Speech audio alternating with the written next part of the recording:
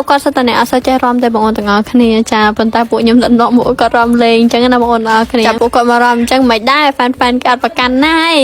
តែមកខ្ញុំចាប់បានចាក់ស្ដាយបងប្អូនទាំងអស់គ្នាចាបន្ទាប់ពីនាំរំរួយពួកគាត់នឹងគ្នាហាត់សម្ដងចាបងប្អូនអរគ្នា team work ខ្ញុំសប្បាយកំ ប្លែងអញ្ចឹងហើយបងប្អូនរាប់ព្រឹកខ្ញុំងើបមកខ្ញុំតែងតែប្រើប្រាស់ជាមួយនឹងសេរ៉ូមរបស់ brand ហងដែលជួយបញ្រុនយើងទៅបានល្អយើងក្មេងជាងវ័យបំបត្តិស្នាមនៅលើស្បែកមុខធ្វើជា base make up គឺល្អហ្មងប្រសិនណាលើស្បែកមុខយើងបានល្អបងប្អូនទាំងអស់គ្នាតោះមកខ្ញុំប្រើប្រាស់ជាមួយនឹងសាន់សេរ៉ូមរបស់ brand ហងដែលជួយការពារកម្ដៅថ្ងៃលើស្បែកមុខខ្ញុំបានល្អការពារពីពន្លឺ UVA ពន្លឺ UVB ពន្លឺ light អ្វីផ្សេងបងប្អូនទាំងអស់គ្នាដែលធ្វើឲ្យស្បែកមុខយើងនឹងកើតទៅជាអាចរុយជាប់មកបងប្អូនទាំងអស់គ្នាវាការពារបានល្អមែនទែនហើយចំណុចដែលខ្ញុំចូលចិត្តពីសាន់សេរ៉ូមរបស់ brand ហងនេះគឺពេលដែលយើងលាបឲ្យមុខអង្កឡូវាស្អាតមែនទែនហ្មងហើយតែពួកគាត់ក៏ប្រើជាមួយនឹងសាន់សេរ៉ូមរបស់ brand ហងដែរព្រោះថាវាល្អខ្លាំងបងប្អូនទាំងអស់គ្នា